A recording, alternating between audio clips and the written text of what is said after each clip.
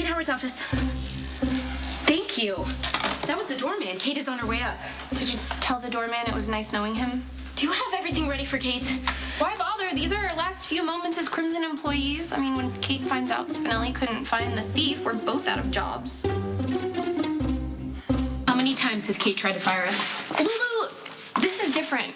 That shoe layout was one of a kind, and whoever stole it and turned it over to Couture not only took Crimson's intellectual property, they left a huge gaping hole in our summer issue. And if there's one thing Kate cannot forgive, it's a screw-up that costs money. The worst part about this is you're probably going to lose your job, too, because of Kate's stupid rule. Whatever happens to one of us Happens to both.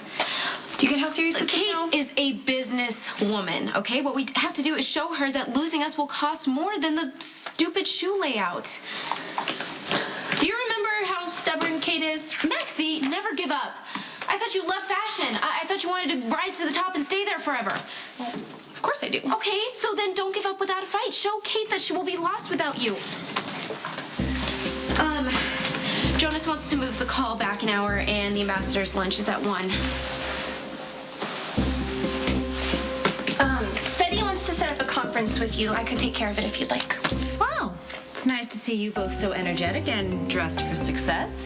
But it's too little too late. The only message I want is the one telling me who the leak is. We're wrapping it up, this close. You had 24 hours to figure it out. I understand that, but... But nothing. You're both fired. Be sure to leave a list of your responsibilities to your replacements and turn in your IDs.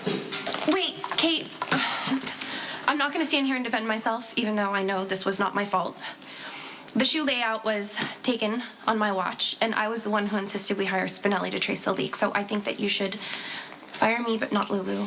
She's done a really good job, and she could probably help train my replacement. She could probably replace me herself. It would just be good business, you wouldn't have to break in 2 new girls. Okay, this is ridiculous. Maxie is clearly the best asset here, and she was born to do fashion. Besides, she has a great relationship with the vendors and the designers, so if you need to prove a point to people at Crimson, fire me. Maxie needs to stay.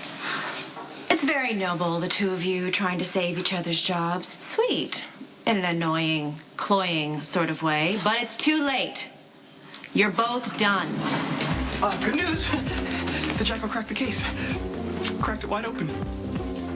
Cracked it like a nut. The Jackal does not accept failure, especially when it pertains to his friends. And of course, the fashionista whose approval could be a plus to the future of McCall and Jackal PI. Is this going to take long? She wants us to pack our desks. That won't be necessary. The Jackal conducted an extensive search of security footage from the Crimson office cameras, the Metro Court lobby, and the parking garage.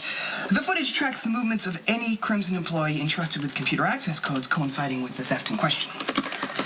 Okay, I'm not hearing proof, Spinelli. Well, actually, it's right here. Just if the Countess of Crimson could have just a little patience. Crimson, this is Maxie. Hold on 1 second. It's Warren online, too. Oh, good. Someone who remembers we're conducting business here. Well, girls, it looks like you should still keep packing.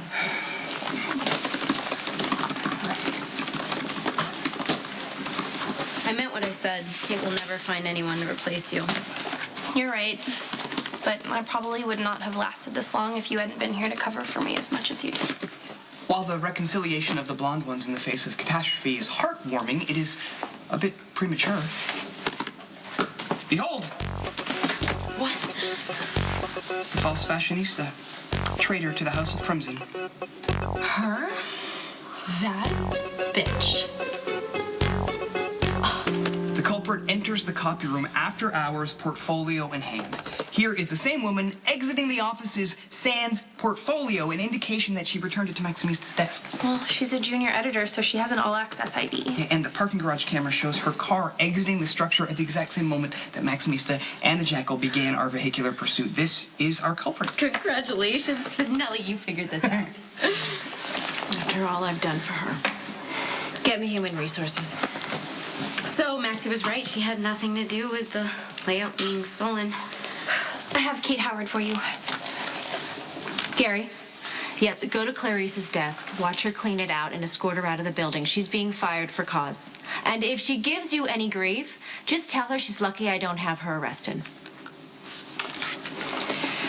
Get me the proof of the handbag layout, confirm my dinner with Warren, get me a car in the city, and schedule a conference call with Paris in the morning. Well, don't make me regret keeping you. Get to work. You are the best. I love you. I love you. Spinelli, you are my hero. Kate is leaving for the airport any minute. Have a car waiting for her in Manhattan. Kate has no availability until next Tuesday, so just give me the information so I can give it to her before her conference call. The airport called your wheels up at 11:15, and your car will be waiting for you when you arrive. Okay, and my dinner with Warren? He canceled. Again? Well, I'm just going to have to remind him how valuable my time is. I scheduled your conference call to Paris.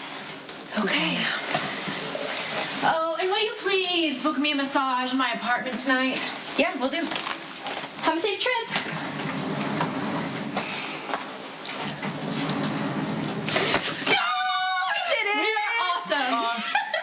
Jacko regrets to inform the ebullient blonde ones that my previous conclusion was erroneous. Clarice is innocent.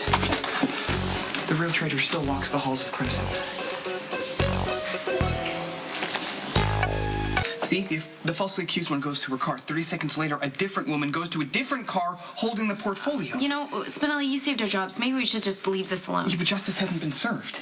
Well, Clarice was a snake, and even if she didn't take it, she obviously helped. But Clarice isn't the thief, and Spinelli is too good at his job to let the true culprit go, who could, by the way, strike again. You don't care about justice. You just want to latch on to Spinelli. Leave well enough alone. No, Kate wants the truth, and it's our job to give it to her. Oh, my. What? What did you find? Behold, the purloined portfolio and its thief caught red-handed. That bitch! Camera doesn't lie. There is no doubt the traitor is none other than the Glacial One herself, Kate Howard, editor-in-chief.